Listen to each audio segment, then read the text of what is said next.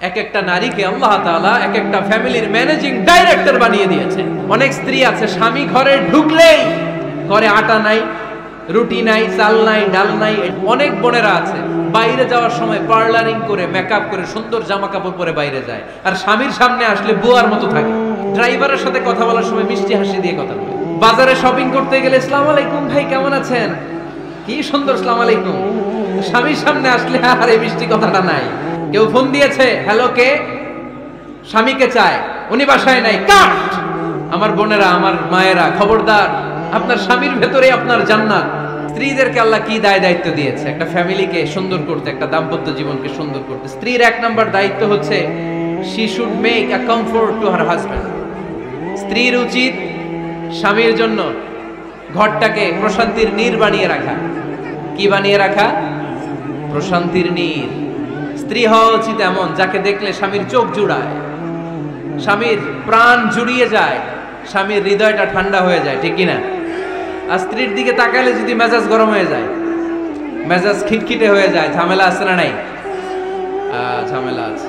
এজন্য মেহেরবানি করে আমাদের বোনরা যারা এমন কোনো কাজ করবেন না যেটা স্বামীর মেজাজকে খিটখিটে করে দেয়, কারণ আল্লাহ তাআলা আপনাদেরকে তৈরি করেছে লিতাসকুনু ইলাইহা, স্বামী আপনার কাছে গেলেই যেন তার হৃদয়টা প্রশান্ত হয়ে যায়, ঠিক কিনা? অনেক স্ত্রী আছে না জেনে না বুঝে স্বামীর সাথে এমন খিটখিটে মেজাজ দেখায় যেটা স্বামীর জন্য মেনে নেওয়া কষ্টকর। স্বামীর জন্য একটা ত্রাস হয়ে দাঁড়ায় স্ত্রী, ত্রাস। অনেক স্বামী আছে স্ত্রীর এরকম আচরণের কারণে, অতিরিক্ত প্রেসার ক্রিয়েট করার কারণে স্ত্রীদেরকে ভয় পায়। এজন্য বোনদেরকে বলবো লিতাসকুনু ইলাইহা, এমন ভাবে আপনি আপনার স্বামীর সামনে নিজেকে প্রেজেন্ট করেন যাকে আপনাকে দেখলে আপনার স্বামীর চোখ জুড়িয়ে যায়, হৃদয়টা প্রশান্ত হয়ে যায়, আপনাকে দেখলেই আপনাকে ভালোবাসতে মনে চায়, ঠিক কিনা? এজন্য রব্বুল আলামিন বলেন আমি নারীদেরকে তৈরি করেছি লিতাসকুনু ইলাইহা, যেন পুরুষেরা স্ত্রীদের সংস্পর্শ যখন পায় পুরুষদের হৃদয়টারে প্রশান্ত করে দেয়। কে? রব্বুল আলামিন বলেছেন খাদিজার জন্য জান্নাতে আমি এমন একটা ঘর বানিয়েছি যেই ঘরের মধ্যে কোনো বিশৃঙ্খলা নাই। খাদিজার জন্য জান্নাতে এমন একটা প্রাসাদ আমি বানিয়েছি যেই প্রাসাদের মধ্যে কোনো আওয়াজ নাই, কোনো কোলাহল নাই, কোনো বিশৃঙ্খলা নাই। কারণ খাদিজা আমার নবীকে এমন একটা ঘর উপহার দিয়েছে যেই ঘরের মধ্যে কোনো বিশৃঙ্খলা ছিল না, আওয়াজও ছিল না। পড়েন সুবহানাল্লাহ। আল্লাহ রাসূল যখন সারাদিন কাফেরদের মাঝে কোরআনের দাওয়াত দিতেন, কোলাহল, মারামারি, জীবনের ঝুঁকি নিয়ে মক্কার কুরাইশদের মাঝে যখন দাওয়াত দিতেন, সব বিশৃঙ্খলা, ঝামেলা, গোলমাল শেষ করে রাতের বেলায় যখন খাদিজার ঘরে বিশ্বনবী ঢুকতেন, বিশ্বনবীর হৃদয়টারে প্রশান্ত করে দিত কে? আম্মাজান খাদিজা বিশ্বনবী সাল্লাল্লাহু আলাইহি ওয়াসাল্লামের জন্য এমন ঘর উপহার দিয়েছেন যেই ঘরে বিশ্বনবী আসলে বিশ্বনবীর হৃদয়টা ঠান্ডা হয়ে যেত। সুবহানাল্লাহ পড়ে। অনেক স্ত্রী আছে স্বামী ঘরে ঢুকলেই ঘরে আটা নাই, রুটি নাই, চাল নাই, ডাল নাই, এটা লাগবে, ওইটা লাগবে, ওখানে যেতে হবে, একটার পর একটা ফিরিস্তি বলে বেড়ায়, আছে না নাই? না, এটা করবেন না।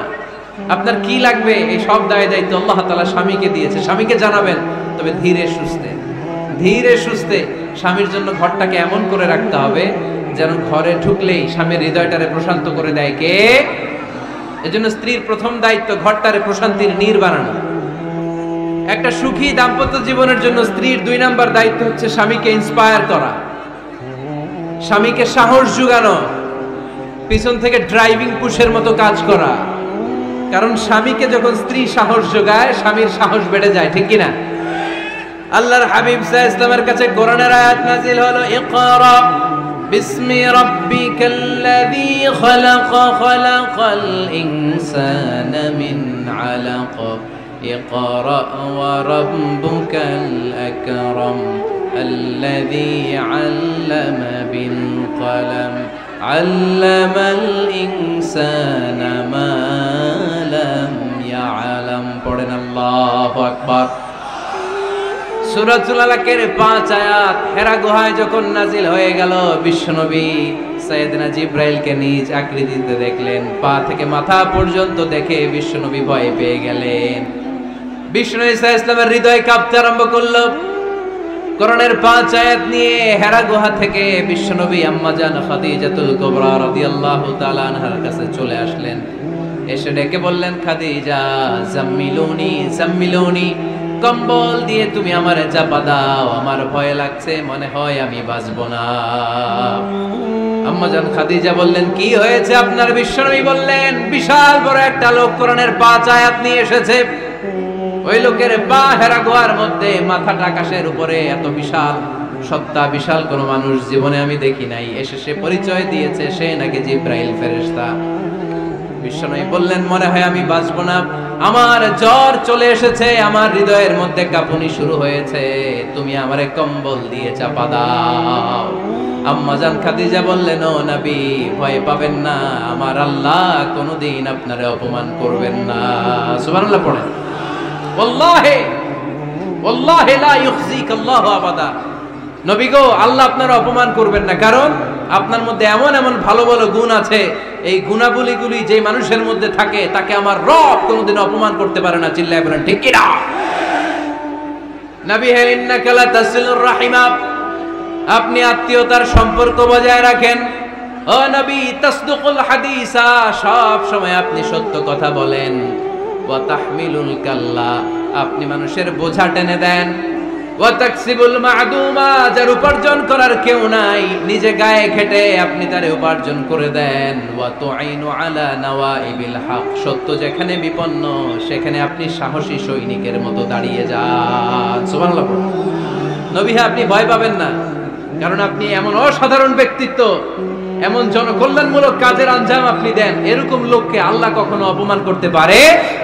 আপনি চালিয়ে যান, আপনাকে থামানোর মতো অপশক্তি গোটা বিশ্বে দ্বিতীয়টা নাই। চিল্লায় বলেন ঠিক কি না?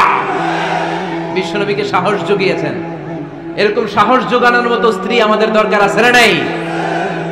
বিশ্বনবী সারাদিন বাইরে যখন কাফের মুশরিকদের অত্যাচার অনাচার সহ্য করে ঘরে আসতেন, আম্মা জান আয়েশা এমন সাহসিকতার বাণী শোনাতেন, এমন মোটিভেশন শোনাতেন, এমন ইন্সপায়ারেশন দিতেন, বিশ্বনবী সারাদিনের সব দুঃখ কষ্ট ভুলে গিয়ে এর পরের দিনের দাওয়াতি কাজের জন্য নতুন করে এনার্জি ফিরে পেতেন। চিল্লায় পড়েন আল্লাহু আকবার। এজন্য স্ত্রীর 2 নাম্বার কাজ হচ্ছে স্বামীকে সাহস যোগানো। 2 নাম্বার কাজ কি? স্বামীকে সাহস যোগানো, স্বামীকে সাপোর্ট দেয়া। স্ত্রীর 3 নাম্বার কাজ হচ্ছে স্বামীর ডাকে সাড়া দেয়া। কি দেয়া?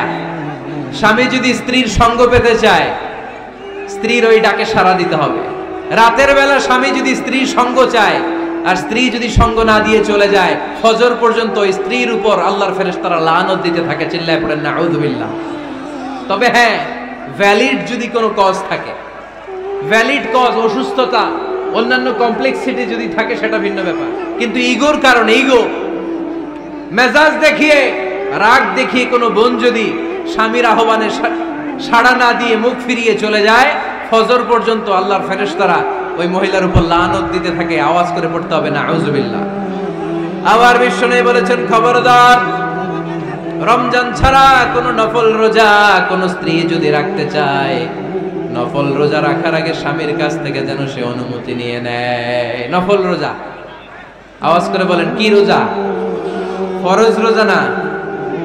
দিনের বেলা যেহেতু রোজা রাখতে হয়, কোন নারী, কোন যুবতী নারী, বয়স্ক নারীদের কথা ভিন্ন, কোন যুবতী নারী যদি নফল রোজা রাখতে চায়, সে তার স্বামীর পারমিশন নেবে। কারণ হয়তো স্বামী দিনের বেলা স্ত্রীর সঙ্গ চেতে পারে, ঠিক কিনা? এজন্য স্বামীর কাছ থেকে পারমিশনের দরকার আছে না নেই? দাম্পত্য জীবনকে সুখময় করতে হলে একজন স্ত্রীর 4 নম্বর দায়িত্ব হচ্ছে নিজের সতীত্বের হেফাজত করা। 5 নম্বর দায়িত্ব হচ্ছে স্বামীর সম্পদের হেফাজত করা।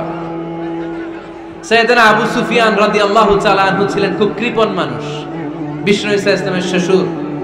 সহিহ বুখারীতে এসেছে, ওনার স্ত্রী এসে আল্লাহ রাসূল সাল্লাল্লাহু আলাইহি ওয়াসাল্লামের কাছে বলেন, ইয়া রাসূলুল্লাহ, ইন্না আবু সুফিয়ান রাজুলুন শাহীহ। আল্লাহর রাসূল, আবু সুফিয়ান খুব কৃপণ মানুষ, আমার আর আমার সন্তানদের খরচের জন্য যে টাকা পয়সা লাগে আমার স্বামী দেয় না। এখন আমার স্বামীর অনুমতি ছাড়া সিন্ধুক থেকে টাকা নেয় আমার জন্য জায়েজ কিনা? আল্লাহর হাবিব বললেন, হ্যাঁ, স্বামী যদি কৃপণ হয় তাহলে ফ্যামিলির খরচের জন্য যতটুকু দরকার অতটুকু নিতে পারবা, ওইটারে ক্ষমা করে দিবে কে? আমাদের অনেকের মধ্যে অনেক কৃপণ লোক আছে না নাই? এই কৃপণ লোক যদি থাকে, আপনার অনুমতি ছাড়াও ভাবি আপনার পকেট থেকে টাকা নিতে পারবে। কৃপণ যারা, তাদের পারমিশন ছাড়া পকেট থেকে আলমারি থেকে টাকা নিয়ে যতটুকু দরকার ফ্যামিলির ততটুকু খরচ করা যাবে, অতিরিক্ত খরচ করা যাবে না। 6 নাম্বার দায়িত্ব হচ্ছে ছেলে মেয়েদেরকে দেখাশোনা করা, ছেলে মেয়েদেরকে বুকের দুধ খাওয়ানো। অনেক মা আছে ছেলে মেয়েদেরকে বুকের দুধ খাওয়াতে চায় না, আছে না নাই? হ্যাঁ, ডানু খাওয়ায়, ডানু। আর কি খাওয়ায়? হ্যাঁ, মিল্ক ভিটা আর নিডো, নেসলে, সেরেলাক আর হ্যাঁ বায়োমিল্ক। মাশাআল্লাহ, অনেক নাম জানেন তো আপনারা। মেডিকেয়ার। তো এই বুকের দুধ খাওয়াতে চায় না অনেক মায়েরা। আপনার বুকের দুধের মধ্যে বাচ্চাদের জন্য আল্লাহ রাব্বুল আলামিন ন্যাচারাল ভ্যাকসিন দিয়ে দিয়েছেন। চিল্লায় পড়েন সুবহানাল্লাহ। ন্যাচারাল, প্রাকৃতিক টিকা, বাচ্চার জীবনের প্রথম টিকাটা, সন্তানের জীবনের নবজাতক শিশুর প্রথম টিকাটা আল্লাহ তাআলা মায়ের বুকের শাল দুধের ভেতরে দিয়ে দিয়েছেন। সুবহানাল্লাহ পড়ে।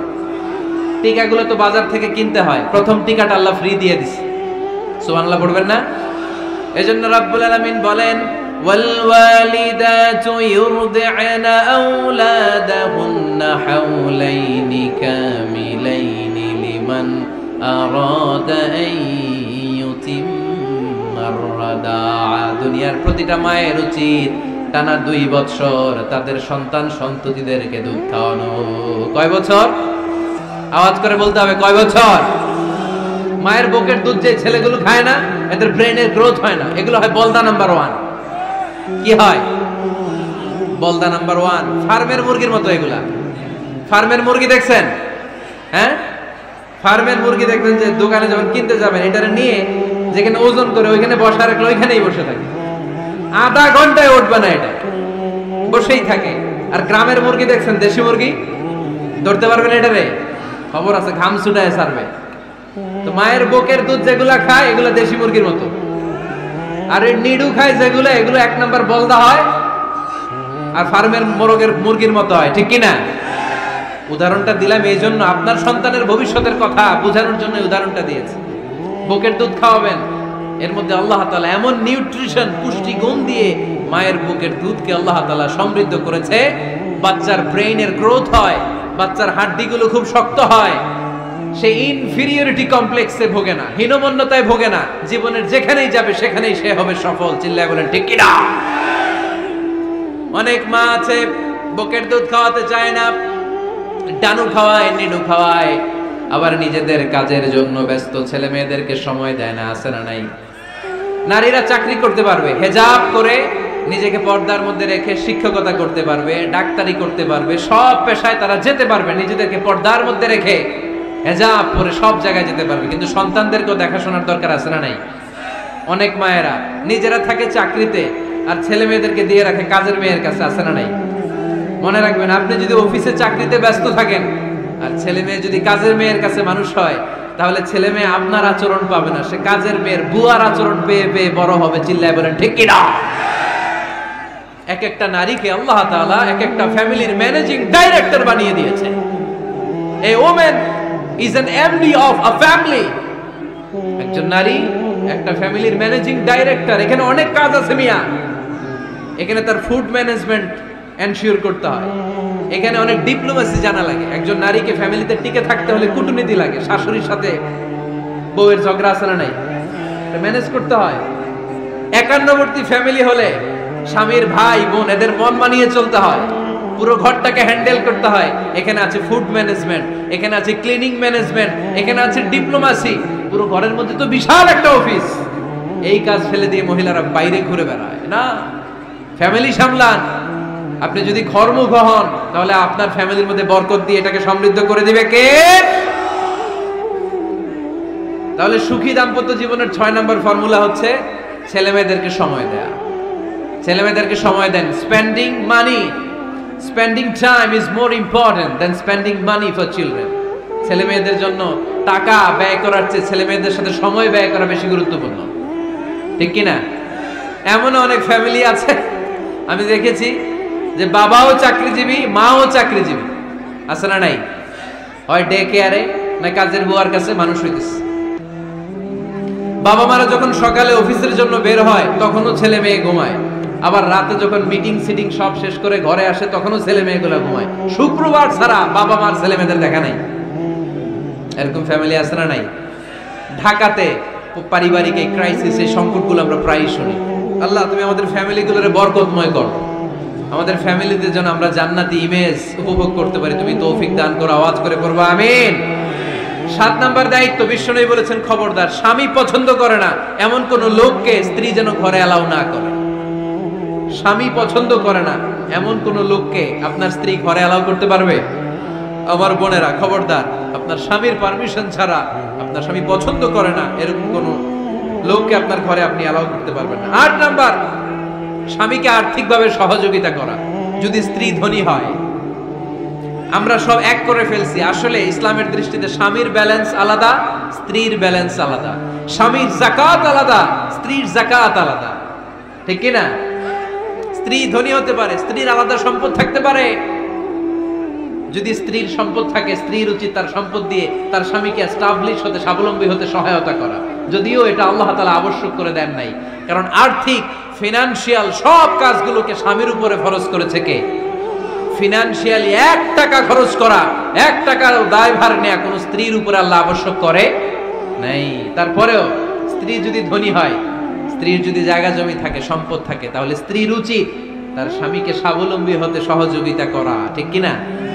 আমরা মডেল হিসেবে আম্মা জান খাদিজা রাদিয়াল্লাহু তাআলা আনহার জীবনের দিকে যদি তাকাই, তাহলে দেখবো উনি অনেক মহিয়সী, গরিয়সী একজন ব্যবসায়ী নারী ছিলেন। আম্মা জান খাদিজা রাদিয়াল্লাহু তাআলা আনহা ওনার ব্যবসায় স্টাফ হয়ে বিশ্বনবী ওনার সাথে পরিচিত হলেন। বিশ্বনবীর আমানতদারিতায় মুগ্ধ হয়ে আম্মা জান খাদিজা বিশ্বনবীর বিয়ের প্রস্তাব দিলেন।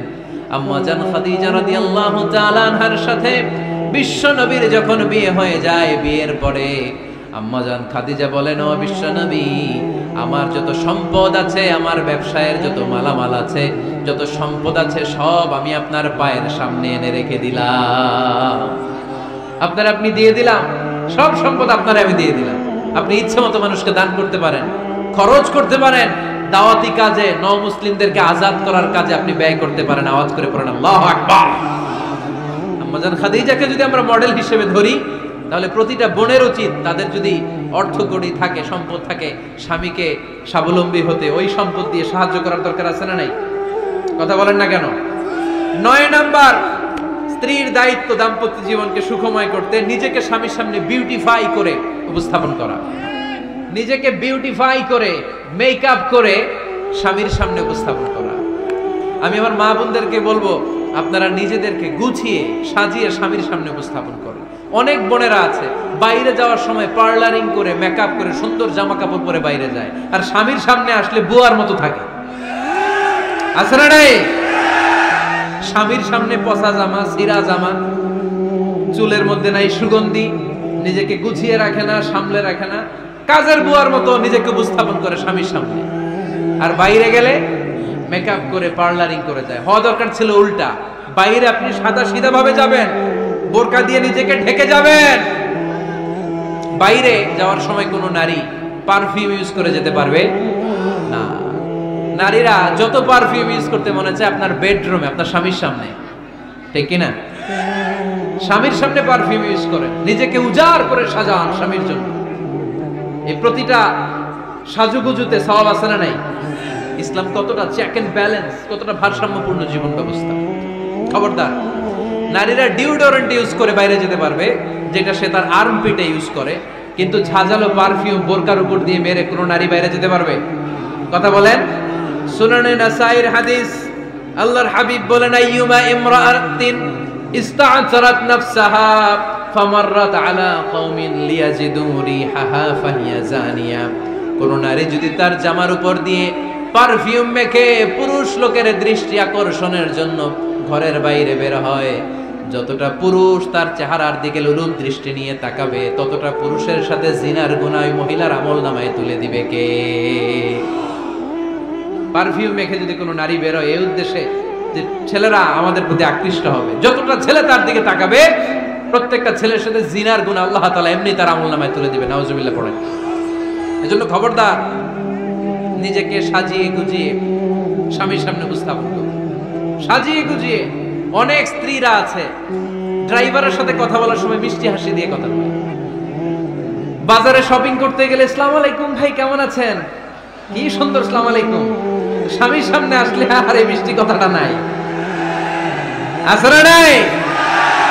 বাইরে তোমার চিকন গলায় কিসের আসসালামু আলাইকুম, হ্যাঁ না, বাইরে আপনি আসসালামু আলাইকুম দিতে যাবেন না, ঝটপট করে কর্কশ ভাষায় কথা বলে শেষ। কেউ ফোন দিয়েছে, হ্যালো কে, স্বামীকে চায়, উনি বাসায় নাই, কাট।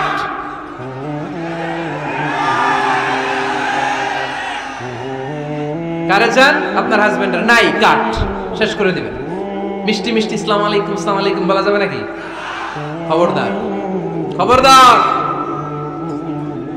বাজার করতে গেলে কি মিষ্টি হাসি, দোকানে গেলে কি মিষ্টি আলাপ, ড্রাইভারের সাথে কি সুন্দর কথা, সিএনজি ওয়ালার সাথে কি সুন্দর আলাপ, আর ঘরে আসলে এই চেহারাটা এরকম করে রাখে, আসলে নাই।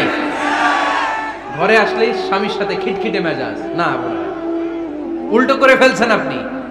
বরং স্বামী ছাড়া অন্যদের সাথে কথা শর্টকাটে সারবেন, যাতে কোনো ফিতনা চলে না আসে। চিল্লায় বলেন ঠিক কিনা? আর নিজেকে স্বামীর জন্য উজাড় করে সাজান, পার্লারিং করেন, বিউটিফিকেশন করেন, মেকআপ করেন, বেডরুমে পারফিউম মাখেন, নিজেকে উজাড় করে স্বামীর জন্য সাজান। সওয়াব দিয়ে আপনার আমলনামাটারে পূর্ণ করে দিবে কে? বিশ্বনবী যখন সফরে যেতেন, সফর থেকে ফিরে আসার সময় ডিরেক্টলি স্ত্রীর ঘরে যেতেন না। বিশ্বনবী একজনকে ঘরে পাঠিয়ে দিতেন, মদিনার উপকণ্ঠে কিছু সময় অপেক্ষা করতেন, আর বলতেন আজকে আমি আয়েশার ঘরে যাব। আয়েশারে যে বলো আমি এসেছি, কয়েক ঘন্টা পরে আয়েশার ঘরে আমি ঢুকবো। সুবহানাল্লাহ পড়েন। স্ত্রীকে সময় দিতেন, কারণ স্ত্রী হয়তো কাজ করে, ঘর গুছায়, ঘেমে থাকতে পারে, তাকে নিজেকে গুছানোর জন্য সময়ের দরকার আছে না নাই?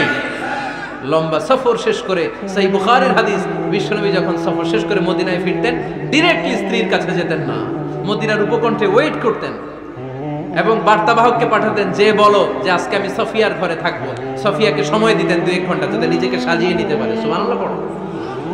আমার বোনেরা, আমার মায়েরা, খবরদার, আপনার স্বামীর ভেতরে আপনার জান্নাত, আপনার স্বামীর ভেতরে আপনার জাহান্নাম। আপনার স্বামীর মনকে খুশি রাখতে পারলে জান্নাতের দরজাগুলো আপনার জন্য খুলে দিবে কে? ক্যাপাসিটির বাইরে কিছু চাবেন না। এই 10টা স্ত্রীদের দায়িত্ব।